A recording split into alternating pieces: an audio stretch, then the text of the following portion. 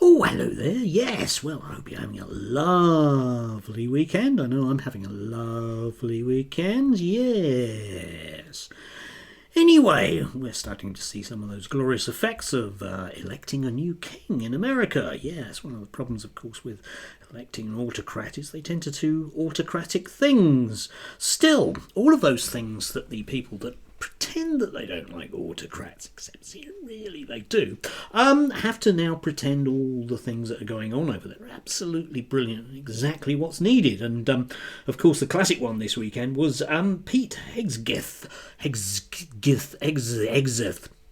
who has been sworn in as Secretary of State for Defence, a man who is eminently qualified because he wore a uniform once, so you can see exactly why he's done that. Yes, so the Heritage Foundation are very keen on that idea. A man who, at the hearings to actually decide if he was suitable or not, had to basically swerve around an allegation that he was a fall-down drunk, and an allegation that he was a fall-down drunk, and an allegation that he was a fall-down drunk, and an allegation that he was a fall-down drunk, and several reports that he was a fall-down drunk. Also several reports that he was abusive to women and racist. But he's not a DEI hire, so therefore he'll be fine for the job because that's the way non-DEI works, isn't it? So we can see that one going forward. The odd thing about that was Mitch McConnell voted against him, a man who, having facilitated all of this effectively for the last 15 or 20 years, has now decided that maybe history won't look delightful at him. For those of us on this side of the pond, of course, with our commentary, are going to have to get their heads round the fact that Trump wants to take over Greenland aggressively, potentially. If he does invade, we will need to go to war with the USA because that's the way that, NATO works. But for some reason or other, we will decide that actually it's within the American sphere of influence, and therefore it's absolutely fine for him to do that in ways that China can't possibly invade Taiwan. We have been here before in terms of spheres of influence. It's one of the reasons we went to war in Korea and didn't go to war elsewhere. Yes, spheres of influence. Brilliant idea. It carves up the world into bits that they can really muck around with and bits that we can really muck around with, but at least we're nice people. Yes, not like them. We do things differently to them. We, nicer. There we go. Yes. Elon Musk has been having a few problems. I mean, aside from the obvious stuff about meddling within our own particular politics, did have to smile at this because he was backing up Rupert Lowe, who was getting very frothy about the notion that there are asylum seekers who hang around by schools, and apparently some of them live within 15 minutes walk of a school. And, well, that got me thinking about the inevitable 15-minute walk of anything, because I'm certainly within 15 minutes walk of a school myself. In fact, probably about 2. Yes, and of course the thing beautifully that illustrates is the way that our own people will quite happily sign away our sovereignty because they don't like brown people. But if you give brown people in hotels nothing to do, they're likely to hang around. Still, we get Carl, bless him, sensible centrist, saying, what other possible reason could the asylum seekers, in inverted commas, have to loiter around schools? And then, replying to himself, the only reasonable assumption to make is that these asylum seekers, inverted commas, are planning on raping the children, just generically. Thank God it's not our children. Thank God it's sort of DEI hire things about children. Yes, I can't think of any other reason why that would happen if you just give people nothing to do in terms of hanging around, especially when they're only 15 minutes walk from a school. Yes, I know. And they're only 2.5 hours on the train from taking a bomb to London. Why aren't we doing more about it? Luckily, we've got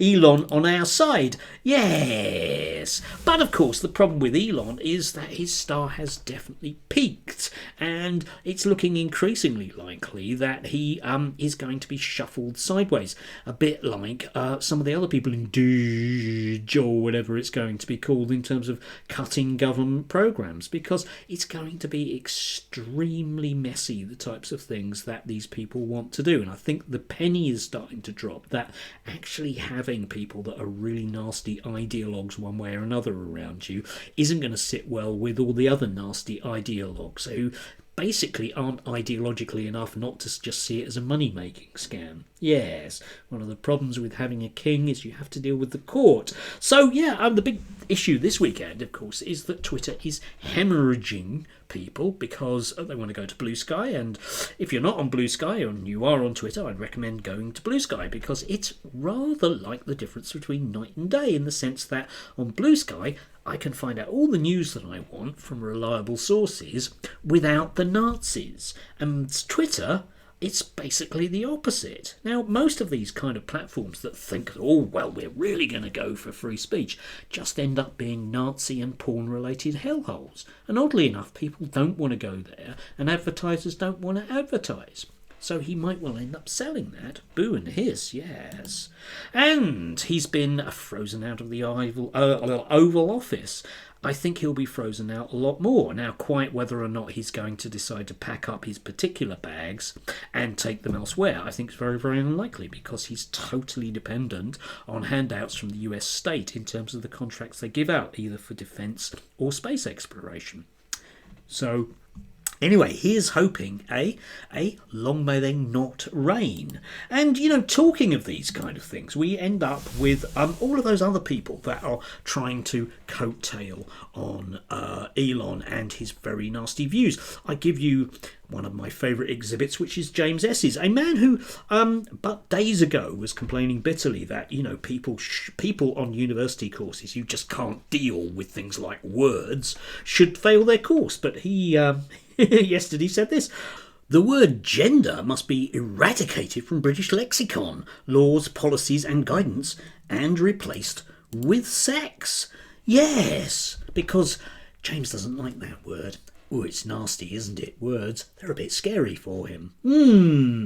And we also get a tale of woe from him. Now, I don't know about you, right, okay, but if I think, that someone keeps on being fired from a job, I might assume, I think most of us would assume, if it's a serial thing, that there's a problem with it. But James seems to approach being fired from jobs, particularly around, children in terms of safeguarding issues, as on the basis that once is simply an accident, twice is, a coincidence, but the third time it's certainly enemy action. It cannot possibly be James. I mean, we all know people like this, don't we? Who have issues, shall we say, in the sense that, well, it's never actually them. It's kind of everybody else. Now, James, therapist, allegedly, you would have thought that one of the things that, you would do, well, certainly one of the things from my experience, because I've spent a reasonable amount of time and money in therapy, one of the things you get is that notion of self-reflection. You get to see those kind of patterns in your life and how crap you can be. And hopefully, going forwards, you're going to be, reflective enough as a practitioner, perhaps not in James's case, obviously, but, other people that are qualified, in the sense that you're not going to make the same mistakes again. But we do meet these people, don't we? The ones that just cannot accept, even though they go out every weekend to the pub and they get drunk and they're abusive and people hit them, it's other people that are nasty. It's not their behaviour. Anyway, that's James. And of course he's had a tale of woe about being fired. Oh dear. Still, you can read that for yourself and make up your mind. But this is the problem I have with these people, that we always, whenever they present these things, it's always that they are the perfectly reasonable human being and everyone else is wrong. But this is the issue, again, you see this with Glinner. This notion that magically people, whenever they come up against an obsessive who keeps being obsessive, it's their problem that they don't like people that are obsessive. But of course, James is right about all of the problems there are. And the latest thing, again, that Elon was going on about is the horrific things that are going on once again at the Tavistock Clinic, because there are so many kids, oh dear, gender dysphoria, oh, the mutilation. Anyway, it transpires that at the current rate of children being seen, that basically if you're diagnosed now, you will get an appointment in, wait for it,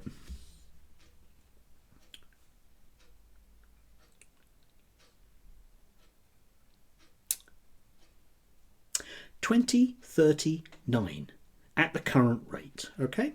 By which time, well, you probably won't be a child, will you? No, you can see what a huge problem this is. Non-existent problem that people like James on the back of very, very nasty, self-centered individuals like Elon Musk make a living out of it.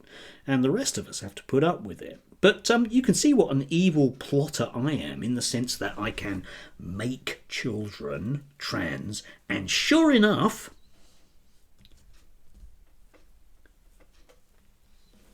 14 years later they might get an appointment. Yeah. Non-existent problems, non-existent issues, but it pays the bills. Thank God for that, eh? Thank God for that. Still, we may well have seen this weekend actually sort of a kind of peak of MAGA madness, and we might well actually settle into something that perhaps is slightly more sensible. I mean, it won't be on lots and lots and lots of different reasons, because of course the problem with kings is that you have to deal with all of their issues. Yeah. King Charles is the king because he was the first one out of his mum, and it's not a good way of deciding on leaders. And if you want to vote for a king, you go right ahead.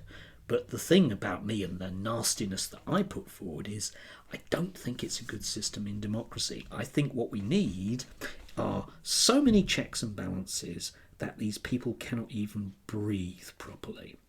I mean that in a nice way, obviously. Anyway, do have a gorgeous, lovely and gorgeous and, well, just gorgeous Sunday.